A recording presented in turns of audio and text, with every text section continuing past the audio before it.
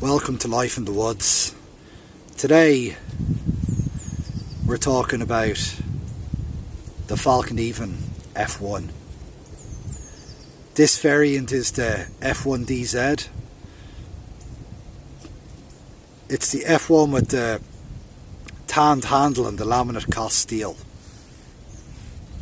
So I reached out to Fallkniven, I reached out to Peter, the owner, the founder, and I told him that I would be doing this review, that the questions I was going to ask him would be going online for everybody to see. Basically, I wanted to have an understanding of what gave Peter the inspiration to make this knife. Why did he design this knife? Okay, because looking across all the forums, Facebook, Instagram, YouTube, it's an iconic knife, the F1. It's possibly, arguably, for its size, the best knife in the world. So here's the response I have back from Peter. The F1 story begins in 1987. When my company received an inquiry from FMV. They thought that the military pilots run very expensive air fighters but carried a much too simple survival knife in the survival dress. So they asked us if we had better ideas. At first we scanned the market for fitting knives, but they all had any detail which made them useless, especially during winter time when the weather is extremely cold in Sweden, especially in the very north. So I finally sat down and made the first sketches and also made a technical design. This knife should become the first mass-produced sheath knife equipped with a high-end stainless steel. The inspiration came from my interest in and knowledge from hunting and outdoor life, and looking back in the war history, I also understood that knife fights wouldn't be the first danger to hit a pilot. I could consider several more things that a stranded pilot would be exposed to before they was forced to use the knife for fighting purposes. So double-edged knife was really not the solution I had in mind, though the Gerber legendary blades production at that time was filled with various World War II inspired army knives. So the F1 is basically a hunting knife, and the first edition had an ATS-34 stainless steel blade, which we bought from Hitachi Metals, in 6mm long steel bars. The first 15 to 16,000 pieces were made by Linder Cutlery in Solingen, Germany, but within 2 years we swapped to makers in Seki City, Japan, and we have been there ever since 1997.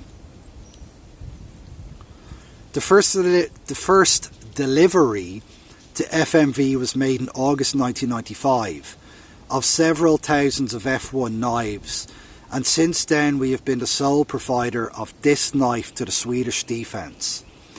They have asked our company to at least keep manufacturing the F1 knife till year 2040, which today seems to be the end of the JAS-39 Gripen system, the Swedish air fighter.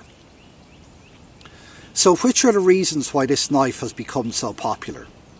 Of course there isn't a single detail, but many qualities together, and I was obviously the person who was first in the world to combine them into a working tool.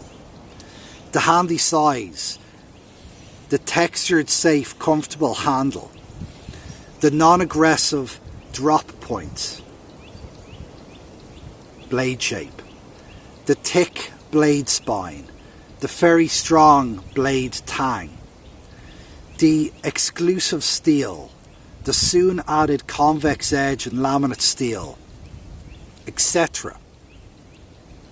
All were details which people liked and understood.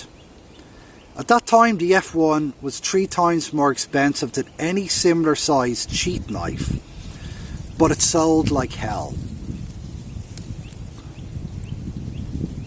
In contrast to the established knife manufacturers, I made a modern survival knife which wasn't the Rambo cousin but looked non-aggressive, still featuring a very exclusive stainless steel. That was a totally new concept and it really hit the market. At this time folding knives were extremely well selling, so well that Gerber LB didn't have a single sheath knife in production. Every other leading knife manufacturer was making folding knives only, so I started introducing the F1. I was all alone on the upper class sheath knife market.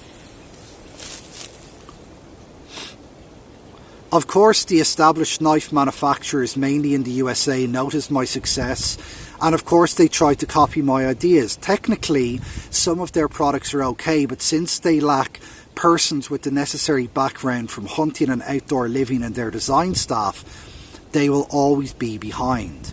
You know, anyone can make a knife, but making a good knife is difficult.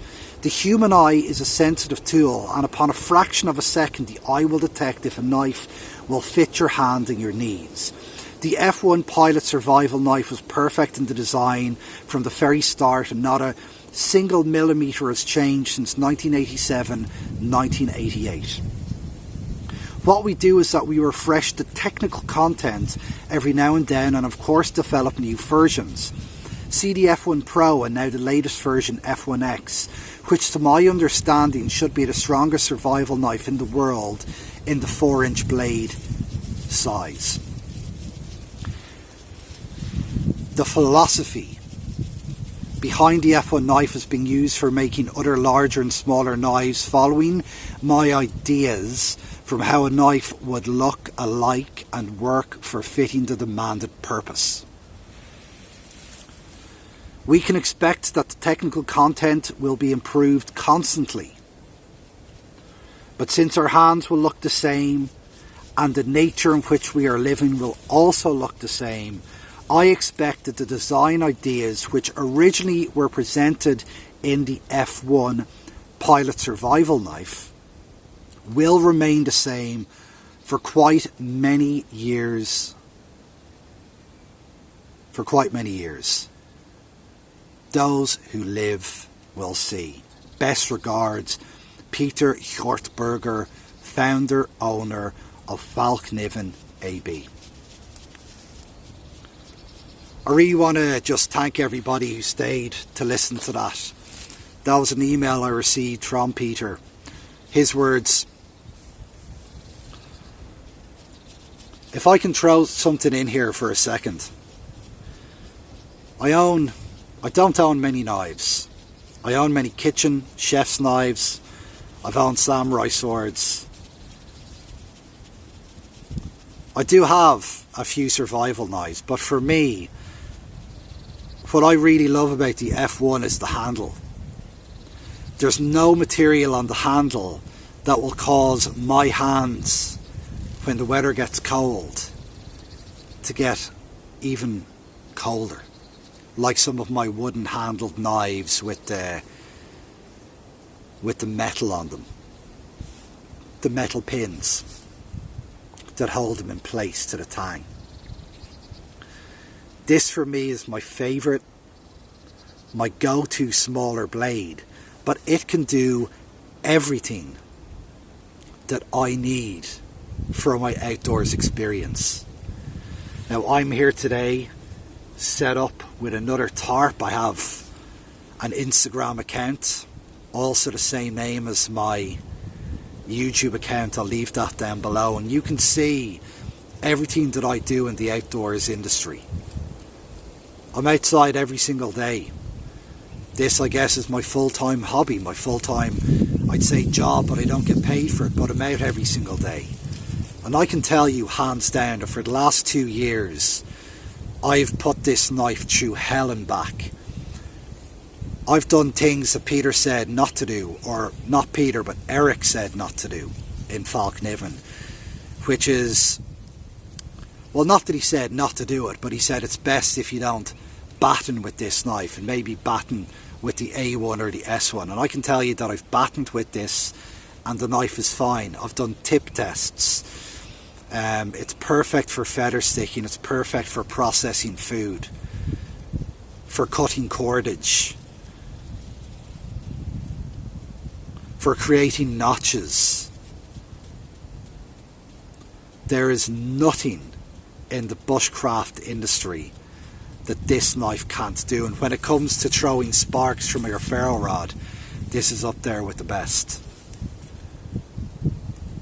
I paid for this knife. I'm not a tester for Fallkniven. I don't get free knives from them. I just love their knives, and I'm very fussy about my equipment.